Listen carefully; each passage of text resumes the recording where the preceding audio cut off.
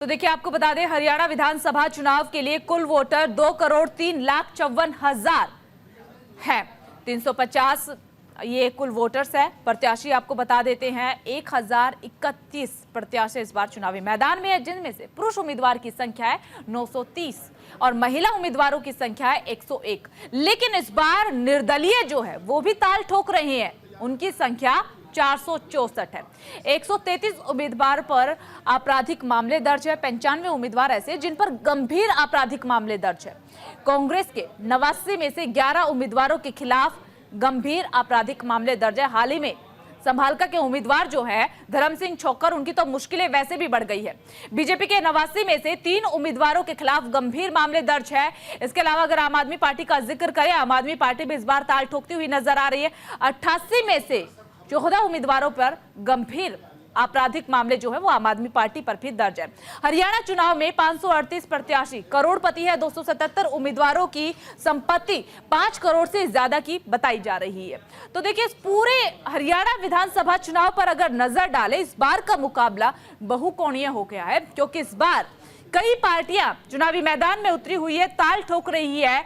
लेकिन बीजेपी और कांग्रेस के बीच कांटे की टक्कर देखने को मिल रही है। दोनों ही दलों के सामने चुनौतियां जो हैं वो काफी ज्यादा है। बीजेपी के सामने ये कि एंटी इनकम्बेंसी जो वहां पर हरियाणा में देखने को मिल रही है, उसको पछाड़ते हुए एक बार फिर से सत्ता में आना।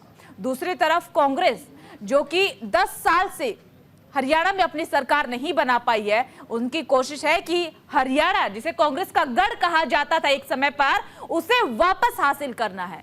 किसी भी तरीके से जीत हासिल करनी है और इस बार हर एक मुद्दे को भुनाने की यहां पर कोशिश की गई है। फिर चाहे मुद्दा जलेबी का ही क्यों ना हो, क्योंकि राहुल गांधी गोहाना गए थे और जलेबी को भी मुद्दा बनाया। हालांकि इस पर बीजेपी ने चुटकी बहुत ली, लेकिन कहीं ना कहीं राहुल गांधी जलेबी से रोजगार को जोड़ने की कोशिश कर रहे थे कि जिस तरीके से बीकानेर की जलेबी की सप्लाई पूरे देश में होती है, माथुराम की जलेबी की सप्लाई भी हो सकती है। इससे हरियाणा के युवाओं को रोजगार मिलेगा। चलिए, ज्यादा जानकारी के लिए ग्राउंड जीरो का रुख कर लेते हैं। सहयोगी आनंद हमारे साथ जुड़ चुके हैं। आनंद, फिलहाल आपकी किस पोलिंग बूथ पर मौजूदगी है और वहां किस तरीके की तस्वीरें आप देख पा रहे हैं?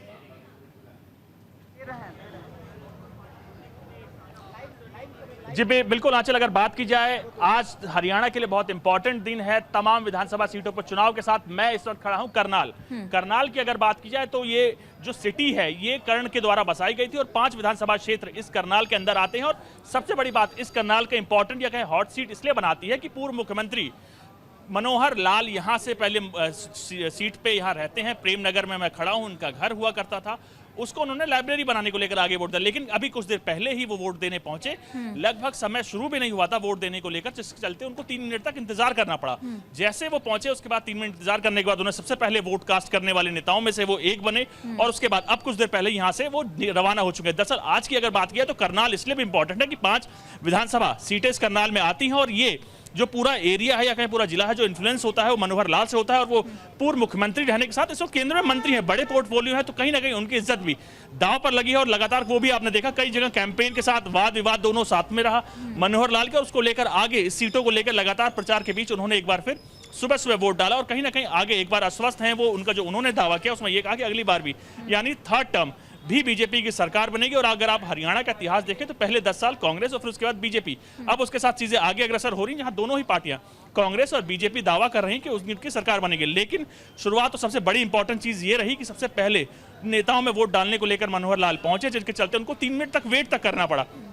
वेट करने के बाद कहीं ना कहीं ये तमाम जागरूक चीजें अपने उनके खुद एक ऑप्शन के तौर पर रखे और लोगों को अपील तक की कि आइए घर से निकलिए और वोट डालिए। हरियाणा के विधानसभा चुनाव को लेकर लगातार बीजेपी की अगर बातें की जाए तो बीजेपी ने हर संभव कोशिश की है कि इसको दोबारा 3rd टर्म में यानी पहले और दूसरी बार 3rd टर्म में सुनिश्चित किया जा सके। कोशिश रही है कि 3rd टाइम फिर से हरियाणा में बीजेपी ही सत्ता में आए। ये कोशिश हमने चुनाव प्रचार के दौरान देख ली थी, लेकिन कहीं ना कहीं मनोहर लाल का अगर जिक्र करें तो उनके सामने सीट जीतना तो एक चुनौती है ही है।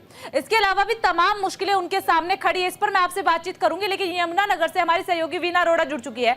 वीना, आपकी किस पोलिंग बूथ पर मौजूदगी है? वहां पर आप किस तरीके की तस्वीरें देख पा रहे? उत्साह है वोटरों में? बिल्कुल, हम यमुनानगर विधानसभा के 185, 86 और 187 जो पोलिंग बूथ है वहाँ पर मौजूद है। यहाँ पर लोग, मैं 6:15 बजे यहाँ पर लोकेशन पर पहुंची थी और 6:15 बजे से ही यहाँ पर लोगों का आना शुरू हो गया था।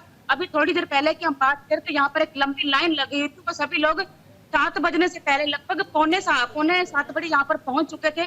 और यहाँ पर लोगों में काफी उत्साह है। हस्बैंड वाइफ इकट्ठे वोट डालने आ रहे हैं, बुजुर्ग भी वोट डालने आ रहे हैं। महिलाएं कुछ जो बुजुर्ग ऐसी है जिनसे खड़ा भी नहीं हुआ जा रहा, वो भी वोट डालने आ रही हैं। जबकि महिलाओं का ये कहना है कि वोट डालना उनका अधिकार है और उसको एक मानकर वो पूरा भी करती। आप देख सकते हैं कैसे तस्वीरों में लोग वोट डालकर आ रहे हैं बाहर। अब और भी लोग यहाँ वीना, जो लोग वोट डाल करके आ रहे हैं, कोशिश कीजिए उनसे बात करने की।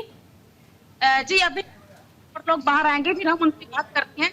लेकिन लोगों का स्टाफ बहुत ज्यादा है, अंदर बहुत लंबी लाइन है जो अंदर वोट डालने के लिए गए हुए हैं।